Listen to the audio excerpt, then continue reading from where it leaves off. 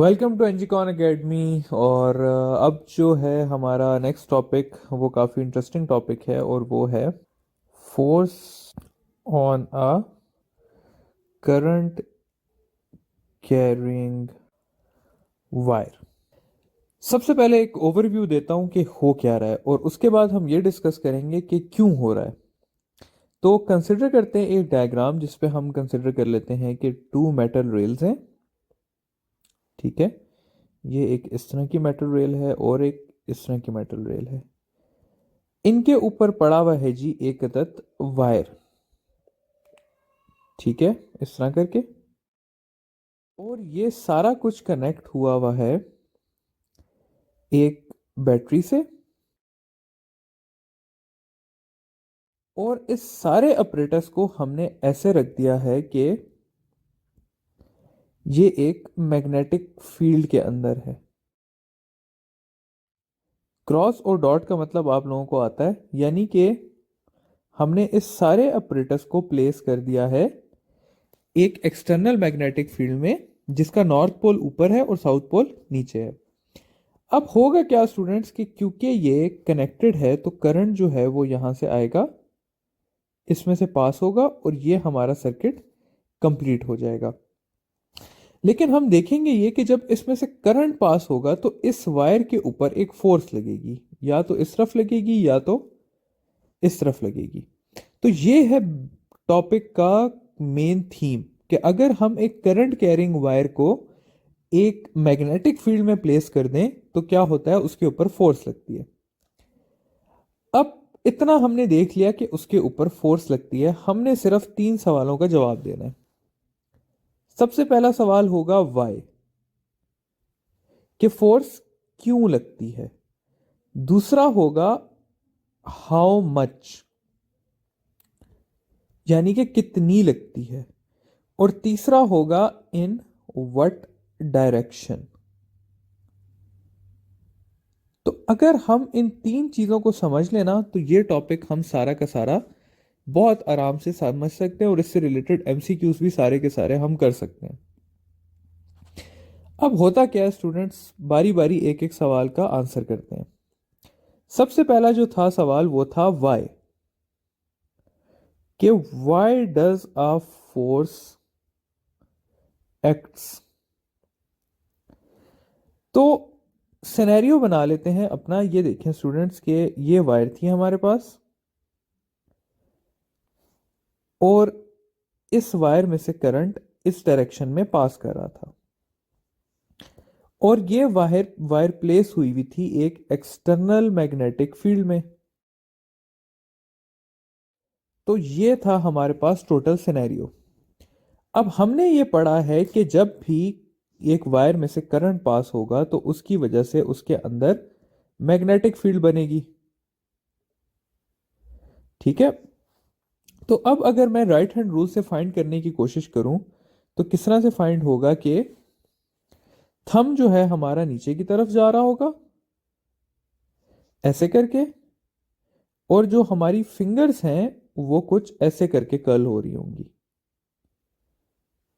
ठीक है, अगर आप लोग देखें तो वो मतलब इस साइड से आपकी फील्ड जो है वो बाहर आ रही होगी,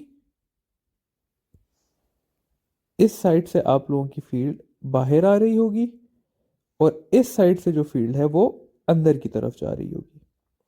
आप लोग बेशक अपना राइट हैंड इस्तेमाल करें तो आप लोगों को समझ आ जाएगी कि मैंने ऐसे क्यों बनाया है।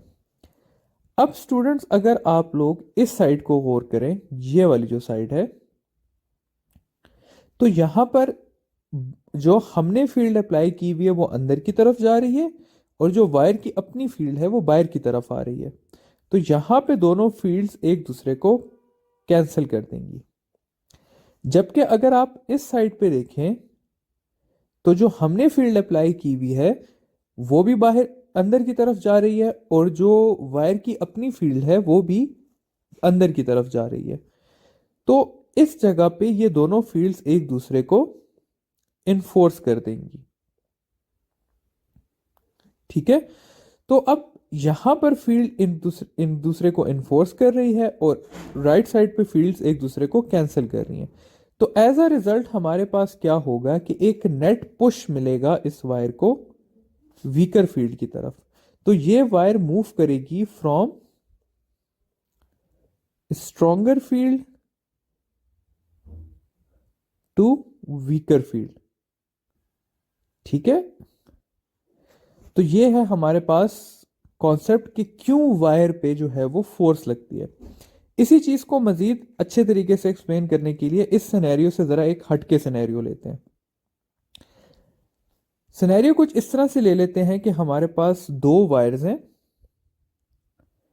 एक ये वायर है और एक ये वायर है। पहले सिनेरियो में ये दोनों एक दूसरे के ऑपोजिट करंट लेके जा रही हैं, और दूसरे सिनेरियो में कंसिडर कर लेते हैं कि ये दोनों सेम डायरेक्शन में करंट लेके जा रही हैं। पहले डायरेक्शन में क्या करते हैं कि हम पहले वाली वायर का राइट हैंड रूल से मैग्नेटिज्म फाइंड करते हैं। तो आप जब राइट हैंड रूल अप्लाई करेंगे तो आप देखेंगे कि इस तरफ से फील्ड अंदर की तरफ जा रही है और इस तरफ से फील्ड बाहर की तरफ आ रही है। जबकि इस वायर का जब आप लोग देखेंगे तो आप लोगों को नजर आएगा कि इस वायर की लेफ्ट हैंड साइड पे फील्ड अंदर की तरफ जा रही है और राइट हैंड साइड पे फील्ड बाहर की तरफ आ रही है। अब स्टूडेंट्स देखें, सेंटर में जो है ये दोनों बाहर की तरफ आ रहे हैं और ये क्या कर रहे हैं, एक दूसरे को इन्फोर्स कर रहे हैं। सेंटर में फील्ड ज्यादा है, साइडों पे फील्ड कम है, तो ये एक नेट पुश देंगी इन दोनों को इस डायरेक्शन में, और ये क्या करेंगी, एक दूसरे को रिपेल करेंगी। तो अगर दो current carrying wires opposite direction में करंट लेके जा रही हैं तो वो एक दूसरे को रिपेल करेंगी। इसके मुकाबले में अगर मैं बात कर लूं इस वाले सिनेरियो की, तो राइट हैंड रूल से जब मैं फाइंड करूंगा तो ये वाली वायर इस तरफ से इसकी फील्ड अंदर की तरफ जा रही है और इस तरफ से बाहर की तरफ आ रही है, जबकि दूसरी वायर की भी राइट हैंड साइड से अंदर की तरफ जा रही है और लेफ्ट साइड से बाहर की तरफ आ रही है। अब अगर मैं देखूं तो इस केस में सेंटर में ये दोनों एक दूसरे को कैंसिल कर रहे हैं, फील्ड एक दूसरे को कैंसिल कर रही हैं। सेंटर में फील्ड कम हो रही है और साइडों वाली फील्ड इसको अंदर की तरफ पुश कर रही है। तो अगर दो वायर सेम डायरेक्शन में करंट लेके जाएंगी तो वो दोनों एक दूसरे को अट्रैक्ट करेंगी। तो अगर ऑपोजिट डायरेक्शन में दो वायर्स करंट लेके जा रही हो तो वो एक दूसरे को रिपेल करती हैं, और अगर सेम डायरेक्शन में लेके जा रही हो तो वो अट्रैक्ट करती हैं। ये करने के बाद अब हमने देख लिया कि why does a force acts. Why के बाद अब हमारा अगला जो सवाल है वो है हाउ मच का, कि हाउ मच फोर्स एक्ट्स। तो स्टूडेंट इसके लिए हमारे पास फॉर्मूला है कि F is equal to I L P sine theta. ये इस फॉर्मूले की स्केलर फॉर्म है और इसकी वेक्टर फॉर्म है हमारे पास F is equal to I L cross B. सबसे पहले इस फॉर्मूले के बारे में बात करते हैं। तो इसमें जो है वो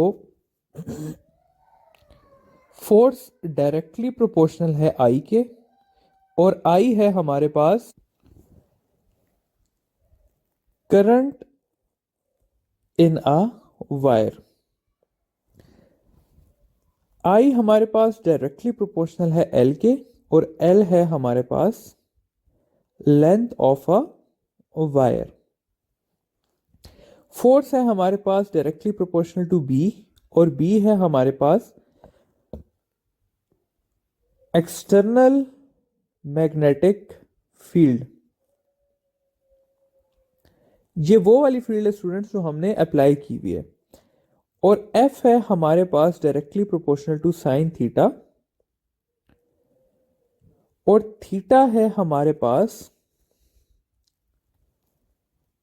angle of wire with magnetic field.